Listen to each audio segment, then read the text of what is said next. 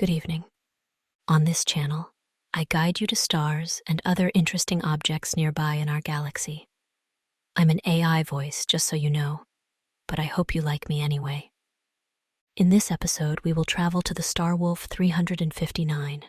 This red dwarf is just about 7.86 light-years away from the Sun, and the third closest red dwarf to the Sun, after Proxima Centauri and Barnard's star. Despite its proximity, Wolf 359 is so faint that it cannot be seen with the naked eye and requires a telescope to be observed. Wolf 359 has gained some recognition in popular culture, particularly in science fiction. It is perhaps most famously known for its mention in the Star Trek universe, where it was the site of the fictional Battle of Wolf 359, a significant event in the Star Trek, The Next Generation series. This battle has cemented Wolf 359 in the imaginations of science fiction fans, making it one of the more recognizable star names, despite its relative anonymity in the real world. Additionally, Wolf 359 has been referenced in various other works of fiction, often portrayed as a mysterious star, emblematic of the unexplored reaches of space. Its proximity to Earth, yet faint appearance, makes it an ideal setting for stories about the unknown and the uncharted. Wolf 359 is situated in the constellation Leo, which is prominently visible in the northern hemisphere during spring. Specifically, it can be found near the ecliptic, a path that the Sun appears to trace through the sky over the course of a year. The apparent magnitude of Wolf 359 is 13.54. When you gaze towards Wolf 359, you are looking into a relatively sparse region of the sky. This area, although not devoid of stars, lacks the bright, easily recognizable objects that dominate other parts of the night sky. The surrounding stars, which form part of the Leo constellation, include the brighter Regulus, Algeba, and Denebula. Wolf 359 is moving away from the solar system at a radial velocity of approximately 19 kilometers per second.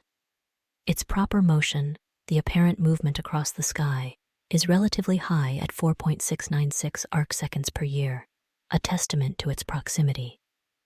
In the context of its galactic journey, Wolf 359 is part of the Milky Way's old disk population, stars that have been part of the galaxy for a long time and move along orbits that keep them relatively close to the galactic plane. Its orbit around the galaxy is somewhat elliptical, with an eccentricity of 0.156, meaning that its distance from the galactic center varies as it moves along its path. The star can reach as far as 444 light-years above or below the galactic plane during its orbit through the Milky Way. The nearest stellar neighbor to Wolf 359 is the red dwarf Ross 128, located 3.79 light-years, 1.16 parsecs, away. About 13,850 years ago, Wolf 359 reached its closest approach to the Sun, at a distance of approximately 7.35 light-years, 2.25 parsecs, and has been gradually moving away ever since. Wolf 359 was first brought to the attention of the astronomical community in 1917 by the German astronomer Max Wolf, who identified the star due to its high proper motion. Stars with significant proper motion are often close to Earth, as the apparent movement across the sky is more noticeable for nearby objects. Wolf catalogued this star as entry number 359 in his list of high proper motion stars, a designation that has remained ever since. Wolf 359 is also known by its variable star designation, Cn Leonis. The name follows the convention of naming variable stars, where Cn indicates its sequence in the catalog of variable stars in the constellation Leo, and Leonis refers to its location within that constellation. The star's proximity was confirmed through parallax measurements, first reported from Mount Wilson Observatory in 1928. These measurements established Wolf 359 as one of the nearest stars to the solar system, placing it alongside other notable close neighbors like Alpha Centauri and Barnard's star. Over time, Wolf 359 became known as one of the faintest stars observed in our cosmic neighborhood, until even dimmer stars and brown dwarfs were discovered later in the 20th century. Wolf 359 has a mass of approximately 0.11 times that of the Sun, just above the threshold where an object can sustain hydrogen fusion. Its radius is about 0.14 times that of the Sun, making it only slightly larger than Jupiter, the largest planet in our solar system. With a surface temperature of around 2,800 Kelvin, it is much cooler than the Sun. This temperature is low enough that molecules such as water and titanium oxide can form in its atmosphere, which is not the case for hotter stars. The star's luminosity is a mere 0.00106 times that of the Sun, meaning that it emits less than 0.1% of the light our Sun does. If Wolf 359 were placed at the center of our solar system, it would only appear about 10 times as bright as the full moon from Earth. As mentioned, this low luminosity makes it one of the faintest stars visible with current technology. Wolf 359 is a relatively young star, with an estimated age of less than 1 billion years. Despite its youth, red dwarfs like Wolf 359 evolve very slowly. Because they consume their hydrogen fuel at a much slower rate compared to more massive stars, they remain on the main sequence for trillions of years. Wolf 359 is expected to continue burning hydrogen and shining dimly for about 8 trillion years, before eventually exhausting its fuel and becoming a white dwarf. Wolf 359 has a relatively low rotational velocity, with a projected rotational velocity, v sin y, of approximately 2.9 kilometers per s. This measurement refers to the component of the star's rotational speed that is aligned with our line of sight, and the actual rotational speed could be slightly higher depending on the angle at which we observe the star. Based on its rotational velocity and other stellar parameters, the estimated rotation period of Wolf 359 is around 2.7 days. This means that it completes one full rotation on its axis approximately every 2.7 Earth days.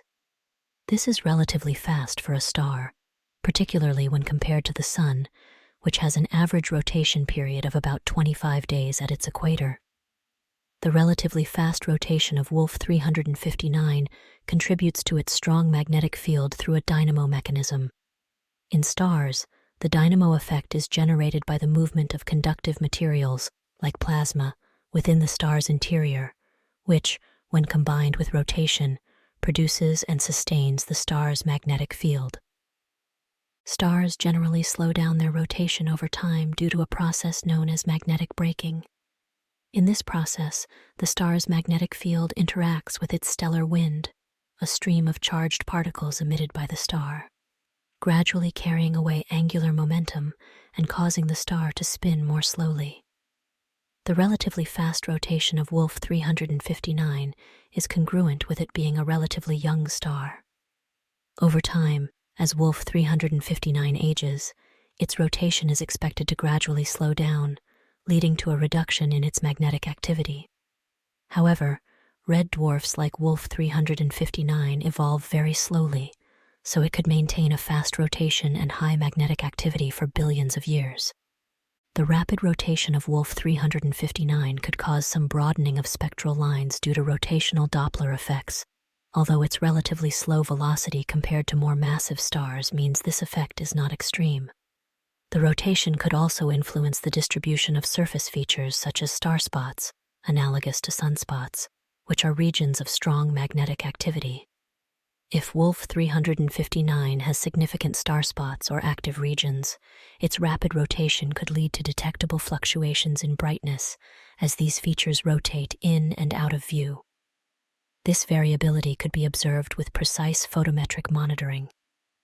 The metallicity of Wolf 359, a measure of the proportion of elements heavier than hydrogen and helium, is slightly higher than that of the Sun, with a metallicity value of +0.25 dex.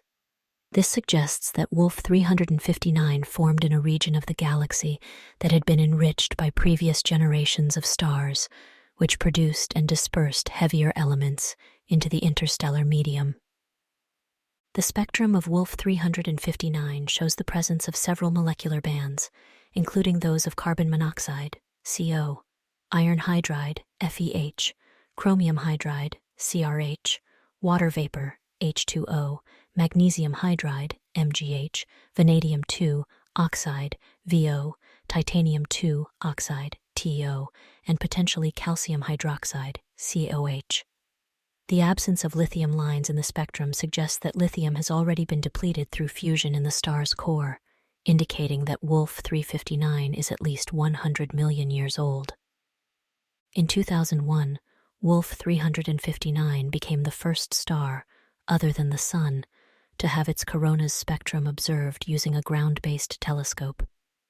This spectrum revealed emission lines of Fe13, a form of heavily ionized iron that has lost 12 of its electrons. The intensity of this emission line can fluctuate over the course of several hours, possibly indicating the occurrence of microflare heating. Wolf 359 is classified as an M6V star, indicating that it is a red dwarf. The M spectral type is characterized by cooler temperatures and lower luminosity compared to other stars like the Sun. The V denotes that Wolf 359 is a main sequence star, meaning it is in the stable phase of its life where it fuses hydrogen into helium in its core. However, it is on the lower end of the main sequence, with a very low mass and luminosity. Its classification as an M6V star places Wolf 359 among the cooler and smaller members of the main sequence stars. This red dwarf emits light primarily in the red and infrared parts of the spectrum, making it appear orange-red when observed through telescopes. Wolf 359, like many other red dwarfs, possesses a strong and dynamic magnetic field. The magnetic field of Wolf 359 is several hundred times stronger than the Sun's average magnetic field. While the Sun's average magnetic field strength is about 1 Gauss, the magnetic field on the surface of Wolf 359 has been measured to be around 2.2 kilogauss, kg, that is 2,200 Gauss. The strength of the magnetic field on Wolf 359 is not constant and can vary significantly over short periods, sometimes within just a few hours. This variability is characteristic of active red dwarfs, which often have strong and turbulent magnetic fields. Wolf 359 is classified as a UV SETI-type flare star, meaning it can experience sudden and intense increases in brightness due to magnetic activity on its surface. These flares are caused by the rapid release of energy stored in the star's magnetic field, similar to solar flares on the Sun, but often much more energetic. While the specific details of magnetic cycles for Wolf 359 are not as well documented as they are for the Sun, red dwarfs are, as mentioned, known to exhibit cycles of magnetic activity that can cause variations in the star's brightness, magnetic field strength, and flare frequency. Observations with the Hubble Space Telescope detected 32 flare events within a 2-hour period, which is much even for a red dwarf. These cycles are analogous to the 11-year sunspot cycle observed on the Sun, though they can differ in duration and intensity. Unlike the Sun, which has a radiative core and a convective outer layer, Wolf 359 is believed to be fully convective. This means that the energy generated in the core is transported to the surface primarily by convection. Convection is a process of heat transfer that occurs in fluids, liquids or gases, where the warmer, less dense part of the fluid rises and the cooler, denser part sinks. This creates a circulation pattern that helps to distribute heat within the fluid. The entire star is involved in this process, leading to a different magnetic dynamo mechanism compared to the Sun. Let us look closer at convection as a phenomenon. Convection is one of the 3 primary modes of heat transfer, the others being conduction, heat transfer through direct contact, and radiation, heat transfer through electromagnetic waves. In convection, the heat is transferred through the bulk movement of the fluid itself. When a fluid, like air, water, or plasma, is heated, the particles within the fluid gain energy, move more rapidly, and spread out, causing the fluid to become less dense. This less dense, warmer fluid then rises because it is buoyant compared to the surrounding cooler, denser fluid. As the warmer fluid rises, it carries heat with it. But then, as the warmer fluid rises, it eventually cools down, either by losing heat to the surroundings or by mixing with cooler fluid. Once it cools, it becomes denser again and begins to sink. This sinking cooler fluid displaces the warmer fluid below, which is then heated and rises, continuing the cycle. In many cases, convection doesn't happen in just one large loop, but rather in multiple circulating regions known as convection cells. These cells can be seen, for example, in a pot of boiling water, where the water near the heat source rises, moves to the surface, cools, and then sinks back down along the edges of the pot. Convection cells are responsible for large-scale circulation patterns in Earth's atmosphere and oceans. For example, the Hadley cells in the atmosphere are responsible for trade winds, and tropical rain belts and ocean currents are partly driven by convective processes. In stars, including the Sun and red dwarfs like Wolf 359, convection is a key process in transporting energy from the inner parts of the star to its outer layers. In stars, the convection occurs in regions called convection zones. In these zones, energy generated in the core, via nuclear fusion, is transported outward by the rising and sinking of hot plasma. Some stars, like Wolf 359, are fully convective, meaning that convection occurs throughout the entire star. This is different from the Sun, where only the outer third of its radius is convective, and the inner part of the star is dominated by radiative heat transfer, where energy is transferred by radiation rather than by the movement of plasma.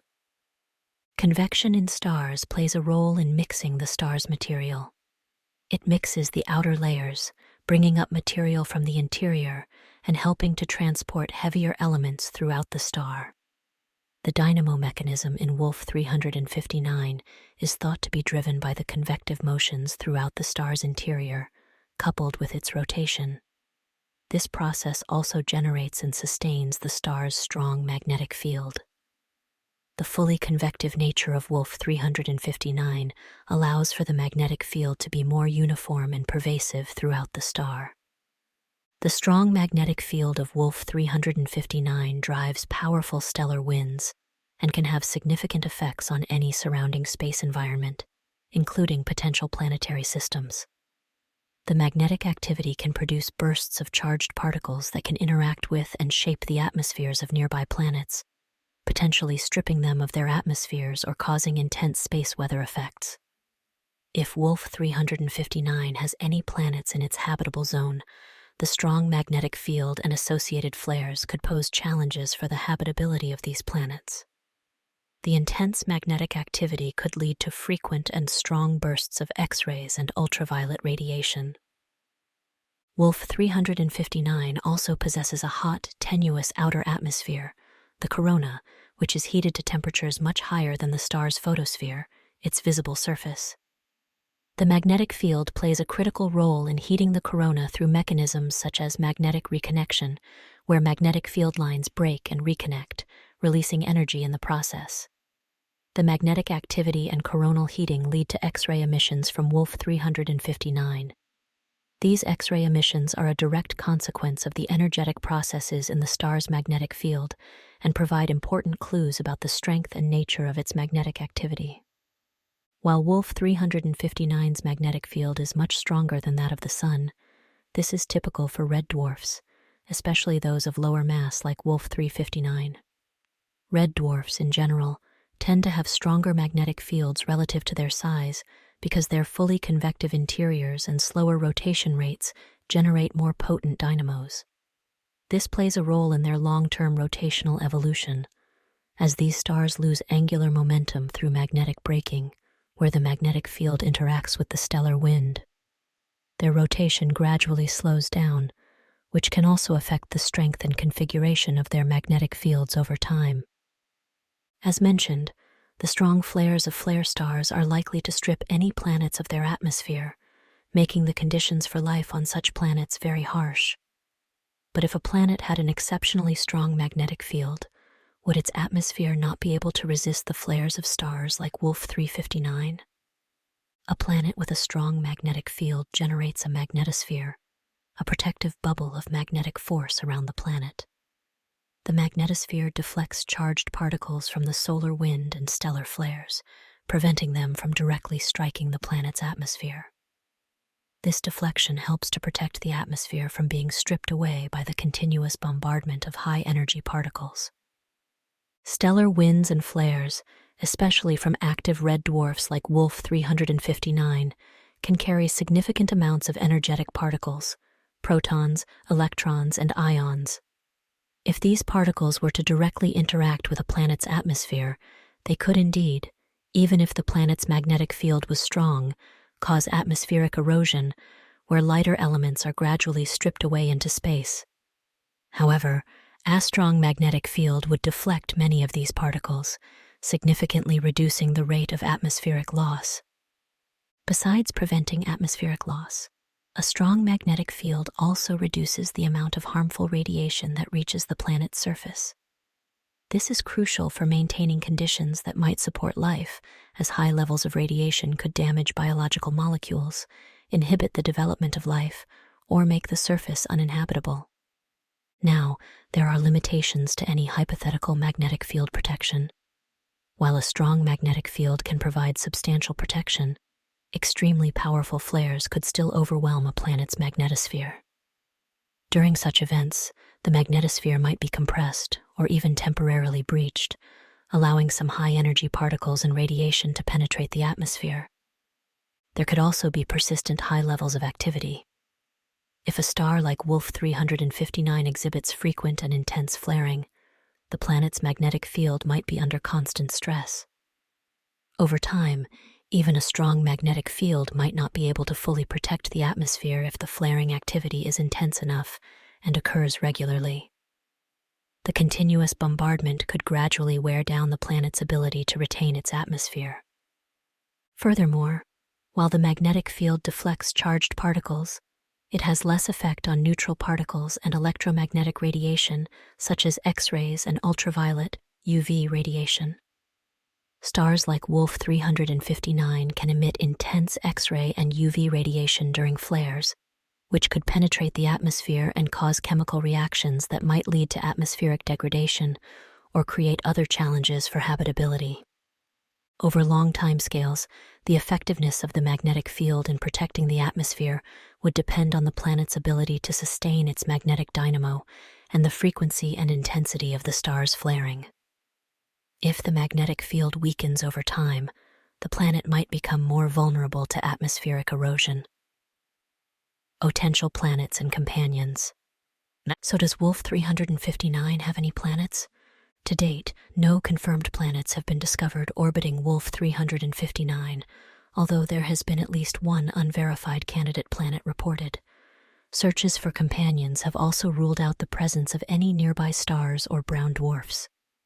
In 2023, a study which combined data from instruments including Maroon X, Carmenes, HARPS, and HIRES, as well as imaging data conclusively ruled out the presence of any brown dwarfs or large gas giant planets within 10 astronomical units, AU, of the star, planets more than half the mass of Jupiter within 1 AU, and planets more massive than Uranus within 0.1 AU. There are, however, unconfirmed candidate planets. Wolf 359b is one, which would be classified as a cool super-Neptune, receiving roughly a third to a quarter of the energy per unit area as Neptune does from the Sun. The hypothetical planet is suggested to have an orbital period of 2.9 days and a mass of 43 times that of Earth. The star's low mass and luminosity make it a challenging target for planet detection, but ongoing observations may eventually reveal more about any potential planetary system that could exist around this nearby star. Now it is well known how difficult directly imaging any planets of stars is. because of how much brighter a star is in comparison. Is it easier when the star is dim like Wolf 359? The idea of how hard it is to directly image a planet next to a star can be explained like this. If a car in Boston has one broken headlight, the planet, and one working, the star, trying to directly image the broken headlight from New York City is similar to trying to directly imaging a planet next to a star. Stars in general are immensely brighter than the planets that orbit them. For example, the Sun is about 1 billion times brighter than Earth. This difference in brightness makes it incredibly challenging to distinguish the faint light reflected by a planet from the overwhelming glare of its host star. The angular distance between a planet and its star, as seen from Earth, is usually very small. In the analogy, the broken headlight, the planet, is close to the working headlight, the star, and from a great distance, New York to Boston, they would appear almost indistinguishable. Earth's atmosphere also distorts the light from distant objects, making it even more challenging to resolve small angular separations. High-resolution imaging systems, like those on powerful telescopes, are required to achieve the precision needed to differentiate the planet from the star. Now, Wolf 359 is a much dimmer star than the Sun, with a luminosity of only about 0.00106 times that of the Sun. It is also more of a tail light than headlight, if you will. Its lower luminosity reduces the brightness contrast between the star and any potential planets orbiting it, making direct imaging slightly easier compared to brighter stars. Because Wolf 359 is a red dwarf, any habitable zone planets would orbit very close to the star, reducing the angular separation again and complicating direct imaging. Planets orbiting a dim star like Wolf 359 would also be dimmer because they reflect less light from a less luminous star. So while the star's dimness helps, the faintness of the planets counteracts this benefit to some extent. So, while imaging a planet around a dim star like Wolf 359 is theoretically easier due to the lower contrast in brightness, it is still a very challenging task. Given its low luminosity and the harsh conditions associated with flare stars, Wolf 359 is not considered a likely candidate for hosting life as we know it. The habitable zone, where conditions might allow for liquid water, is extremely close to the star, ranging from 0.024 to 0.052 astronomical units. Any planet in this zone would be subject to intense stellar flares, which could strip away its atmosphere and make the surface conditions inhospitable. In any case, Wolf 359 holds a significant place in the Star Trek universe, particularly in relation to the Star Trek, The Next Generation (TNG) series. The star is most famously associated with the Battle of Wolf 359, a pivotal event in the Star Trek lore. It takes place during the two-part episode The Best of Both Worlds in Star Trek, The Next Generation (TNG), which aired in 1990. The battle occurs when a massive Borg cube, a spacecraft operated by the Borg Collective, enters Federation space on a direct course toward Earth. The Borg are a cybernetic race that assimilates other species into their collective, and they pose one of the greatest threats to the United Federation of Planets.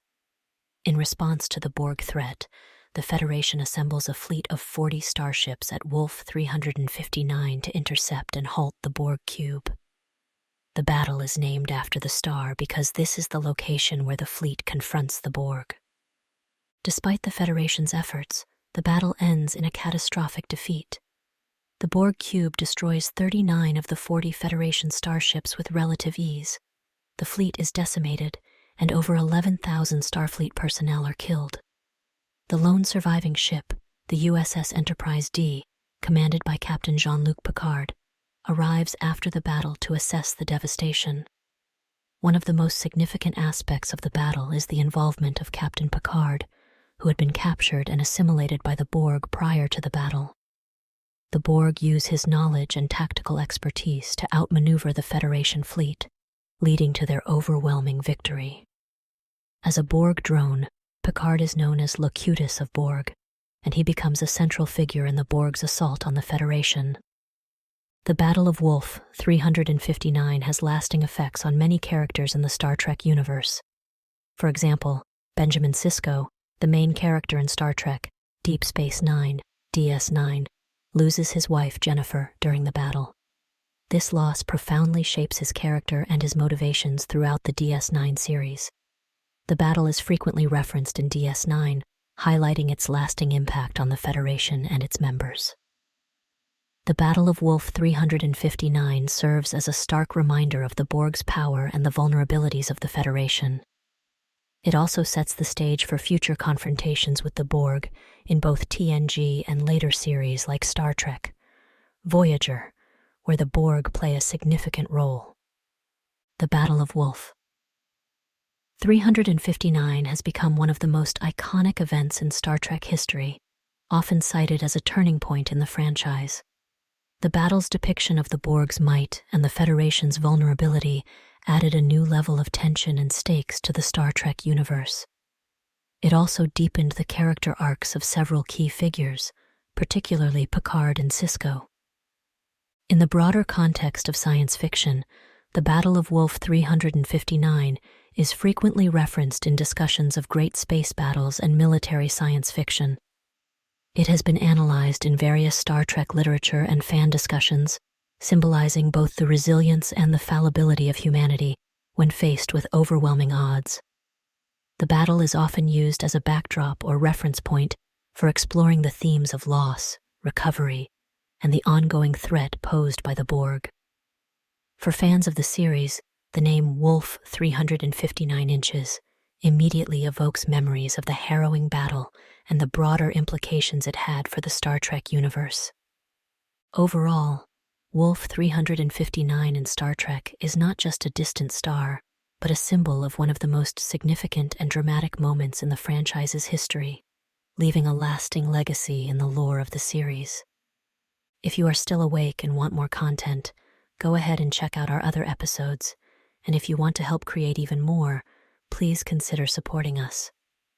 While this manuscript was written by AI and read by me, an AI voice, creating this content still required production time from a human being. If you want to support the production, please make a donation to the Milky Way Traveler over at Patreon. To do so, follow the link in the show notes or search for the Milky Way Traveler at Patreon. If anything is incorrect in this episode, if you are missing some information, or if you just want to add your view, feel free to make a comment in the comment section for this episode. Now, thank you for joining this trip, and have a beautiful and wonderful night, with sweet dreams once you get there.